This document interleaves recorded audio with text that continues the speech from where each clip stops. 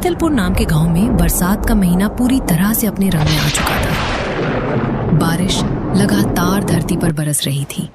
चारों ओर सिर्फ बारिश की टप टप और बहते पानी की आवाजें सुनाई दे रही थीं। गौरी, सरकार से इस बार काफी ज्यादा राशन आया है, ट्रक भर के राशन आया है गांव में, लेकिन सरपंच जी उसे बांटने का नाम ही नहीं ले रहे। हमारा क्या होगा राजू? बच्चा भी भूखा है और अब तो जलावन भी नहीं बचा। कब तक ऐसे जिएंगे हम? नहीं गौरी, अब और नहीं।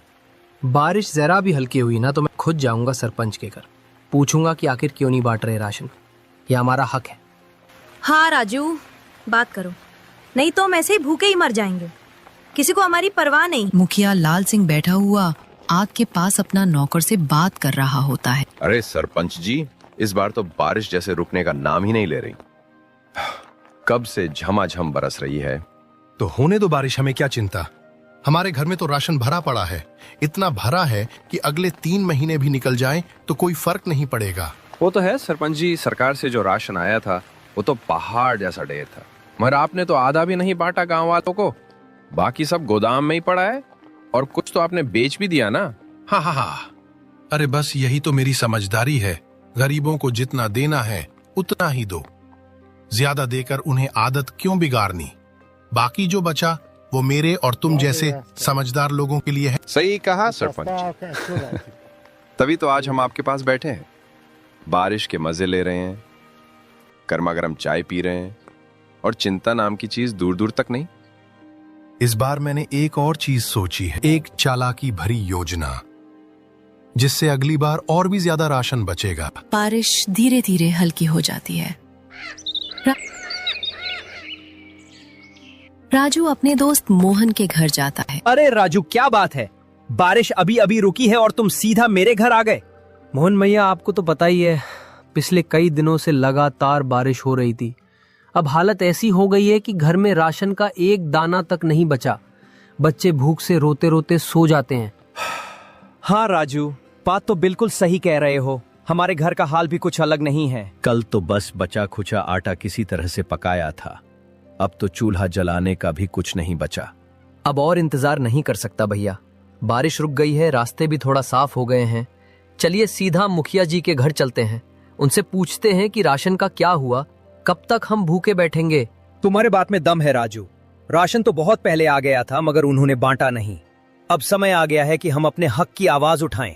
सही कहा भैया, अब खामोश बैठने का वक्त नहीं।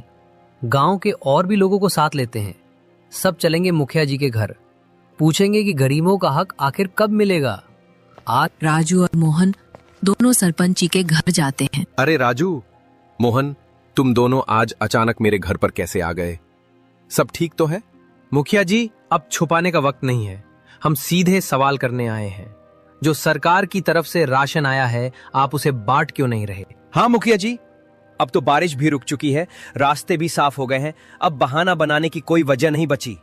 गांव के लोग भूखे बैठे हैं और आप राशन दबाकर क्यों रखे हुए हैं? राशन? कैसा राशन? अभी तक तो कोई राशन आया ही नहीं है। सरकार की तरफ से साफ कह दिया गया है कि जब तक बारिश पूरी तरह से खत्म नहीं हो जाती तब तक राशन नहीं भेजा जाएगा। मुखिया जी, झूठ मत बोलिए, हमें सब पता है। ट्रक आया था, गोदाम में माल रखा गया था, कुछ लोगों को चुपचाप बांटा भी गया और कुछ बेच भी दिया गया। अरे भाई, मैं तुमसे झूठ बोलकर क्या हासिल करूंगा? अगर सच में राशन आया होता तो मैं क्यों छुपाता? सरकार ने कहा है कि बारिश पूरी तरह रुकने के बाद ही अगली खेप भेजी जाएगी। मुखिया उन दोनों की एक नहीं सुनता और दोनों को घर से निकाल देता है। राजू, क्या हुआ? मुखिया जी ने राशन दिया या फिर खाली हाथ लौटा दिए? नहीं गौरी, मुखिया जी ने साफ मना कर दिया, बोले सरकार की तरफ से अभी तक कोई राशन आया ही नहीं है। क्या ये कैसे हो सकता है? सरकार तो हर महीने की शुरुआत में ही राशन बेच देती है। मुझे भी यही लग रहा है गौरी। सच कहूँ तो मुझे लगता है मुखिया जी झूठ बोल रहे हैं। लेकिन क्यों राजू, हमने उनका क्या बिगाड़ा है? हम तो वैसे ही दिन भर मेहनत करते हैं, 2 वक्त की रोटी के लिए तरसते हैं। पता नहीं गौरी, शायद गरीबों के हिस्से में अब भूख, तकलीफ और आंसू ही रह गए हैं। जब तक वोट चाहिए होता है तब तक सब दरवाजे पर आते हैं। तभी राजू के घर पर सेठ जी आते हैं पैसे वसूल करने के लिए। अरे राजू, तूने जो कर्जा लिया था पिछले साल वो अभी तक चुकाया नहीं है। अब तक कितना वक्त हो गया। मेरी भी कोई लिमिट है या नहीं? सेठ जी, माफ कीजिए, इस बार मेरे पास सच में कुछ नहीं बचा। बारिश ने खेत बर्बाद कर दिए, फसल बर्बाद हो गई, घर में एक दाना तक नहीं है, बच्चों के लिए भी कुछ नहीं। मुझे तेरे भूखे पेट से क्या लेना देना? मैं तेरा पेट भराने नहीं, अपना पैसा वसूलने आया हूं। और तुझे तो पता है, कागज पे साफ लिखा है, अगर रकम समय पे नहीं चुकाई गई तो मकान जब्त किया जाएगा। सेठ जी, इस घर के सिवा मेरे पास कुछ नहीं है। मुखिया जी ने भी राशन देने से मना कर दिया है, और अब आप अगर ये छत भी छीन लोगे तो मैं अपने बीवी बच्चों को लेकर कहाँ जाऊंगा? कहीं भी जा, मुझे क्या फर्क पड़ता है। जंगल में जा, नदी किनारे जा, किसी पुल के नीचे सो। जब मेरी रकम नहीं दे सकता तो इस घर में रहने का हक भी खो दिया है तूने। सेठ जी, इंसानियत नाम की भी कोई चीज होती है क्या? गरीबी इतनी बड़ी सजा है कि रहने को छत भी ना बचे। सेठ गौरी और राजू को दोनों को घर से बाहर निकाल देता है। राजू, इतनी तेज बारिश में अब हम कहाँ जाएंगे? घर भी छिन गया, बच्चों का क्या होगा? मुझे तो कुछ समझ में नहीं आ रहा। तुम घबराओ मत गौरी, मैंने सोचा है, मेरा बचपन का दोस्त है मोहन, उसके घर चलेंगे। वो भले इंसान है, हमारी मदद जरूर करेगा। जब सबने मुंह मोड़ा तब भी वो हमारे साथ खड़ा था। मैं जानता हूं वो हमें यूं बारिश में नहीं छोड़ देगा। हाँ, सच कह रहे हो ना राजू? वो हमें अपने घर में रख लेगा ना? मैं बच्चों को लेकर बहुत डर रही हूँ, कहीं ये बारिश हमें बहाकर ना ले जाए। जब तक मैं जिंदा हूं तुम्हें और बच्चों को कुछ नहीं होने दूंगा।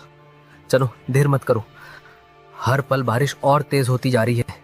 अगर अब नहीं निकले तो रास्ता और खतरनाक हो जाएगा। राजू और गौरी दोनों मोहन के घर पहुंचते हैं उसे मदद मांगने के लिए। मोहन, ओ मोहन, जाकर देखो ना।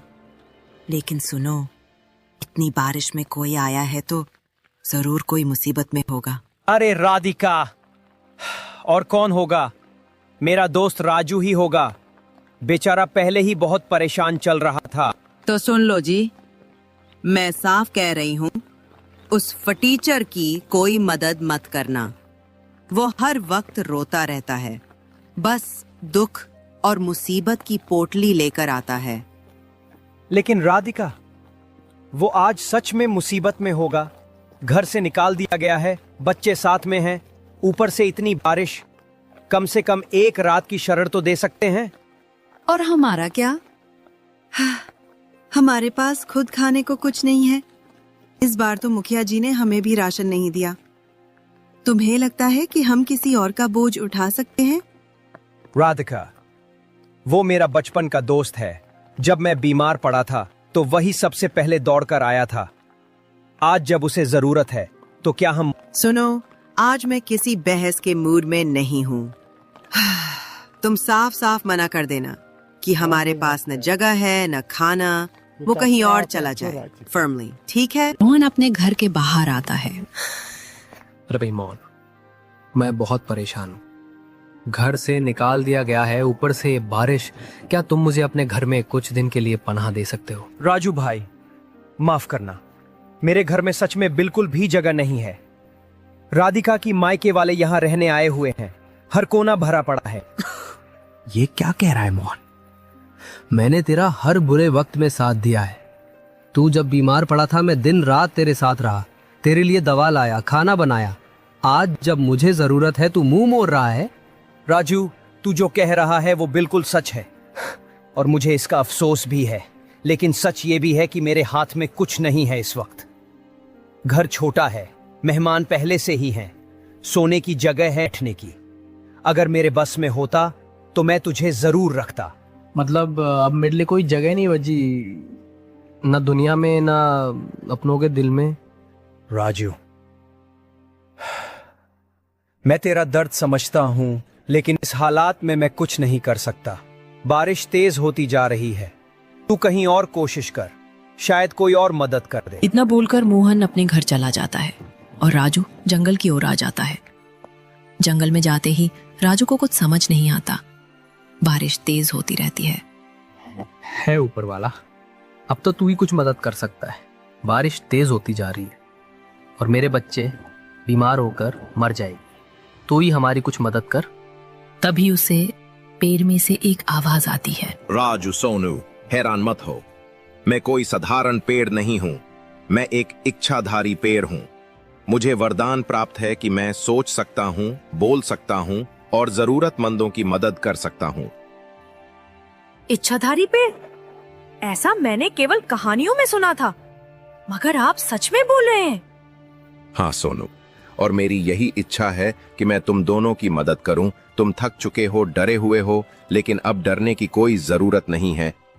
तो क्या हम सच में आपके अंदर रह सकते हैं? शांत बिल्कुल राजू, मैं तुम्हें अपने अंदर एक ऐसी जगह दूंगा जहां तुम आराम से सुरक्षित रह सकोगे, बाहर की दुनिया से छिपकर, आराम से। ठंडी हवा, मीठी खुशबू और सुकून, ये सब तुम्हें मेरे अंदर मिलेगा। राहत भरी सांस लेते हुए, आपने तो हमारी जान ही बचा ली। सच कहूं, मुझे अब फिर से जीने की उम्मीद मिल गई है। तभी गांव में बारिश और भी तेज हो जाती है और बिजली की कड़कड़ाहट से पूरा गांव थर्रा उठता है। तेज हवाओं के साथ पानी ऐसी बौछार बनकर गिरता है और पाल पर सभी लोग इकट्ठे होते हैं। अरे बेटा, ये बारिश तो रुकने का नाम ही नहीं ले रही। ऐसा लग रहा है जैसे आसमान खुद हमारे गांव से नाराज हो गया। सच कह रहे हो चाचा, खेतों में तो पानी इतना भर गया है कि अब फसल बचने का कोई आसरा नहीं है। हमारे घरों में भी पानी घुस चुका है। अगर यूं ही बारिश चलती रही तो हम सबका सब कुछ बर्बाद हो जाएगा। बिल्कुल, और मैं तो कहता हूँ कि अब हमें गांव में नहीं रहना चाहिए। ये जगह अब रहने लायक नहीं रही। क्या कह रहे हो चाचा? अगर हम गांव नहीं रहेंगे तो फिर कहां जाएंगे? हमारा तो सब कुछ यहीं है, घर, जमीन, मंदिर, लोग। देखो मोहन, बात समझने की कोशिश करो। इस समय हमारी जान की कीमत सबसे ज्यादा है। खेत, घर सब बाद में देखा जाएगा।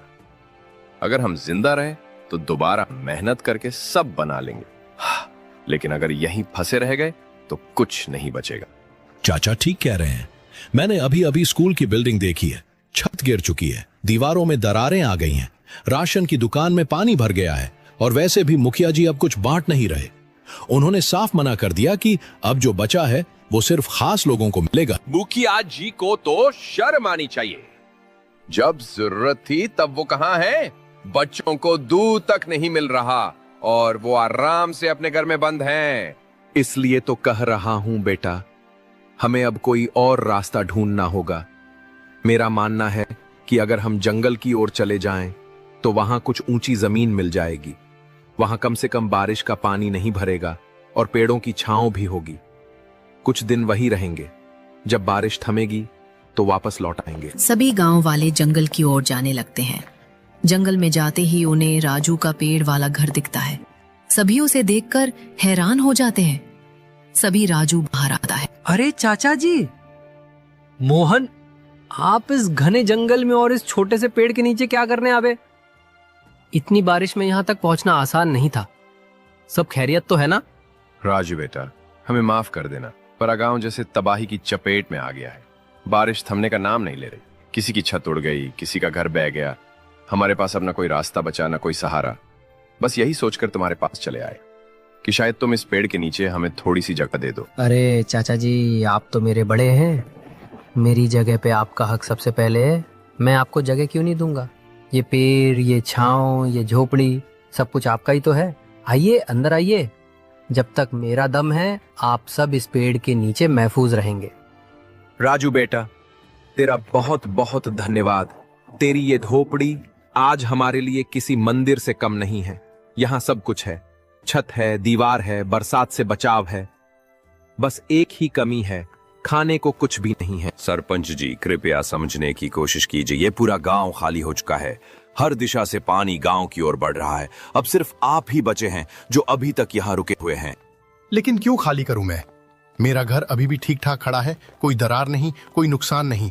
गांव वालों के पास पक्के मकान नहीं थे, इसलिए वो डर कर भाग गए। लेकिन मेरे पास सब कुछ है, मजबूत दीवारें, भरा हुआ राशन और छत जो अब तक टिकी हुई है। मुखिया जी, बात सिर्फ दीवारों की नहीं है, ये प्राकृतिक आपदा है। बारिश रुकने का नाम नहीं ले रही, नदियां उफान पर हैं। अगर बाढ़ गांव में घुस आई या आपकी छत गिर गई तो उसका जिम्मेदार कौन होगा? शायद तुम ठीक कह रहे हो। कभी कभी इंसान अपने घर की दीवारों पर इतना भरोसा कर लेता है कि ऊपर वाले की चेतावनी भी उसे सुनाई नहीं देती।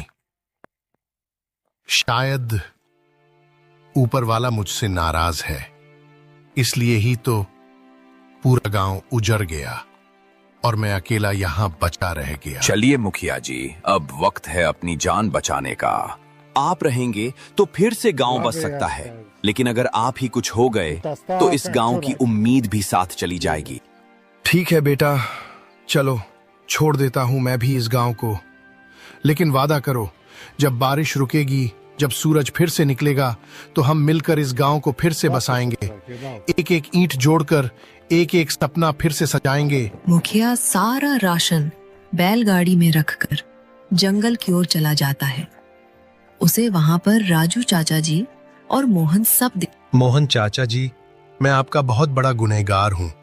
जो कुछ भी हुआ उसके लिए मुझे माफ कर दीजिए। बेटा, हमें तुमसे कोई शिकायत नहीं है।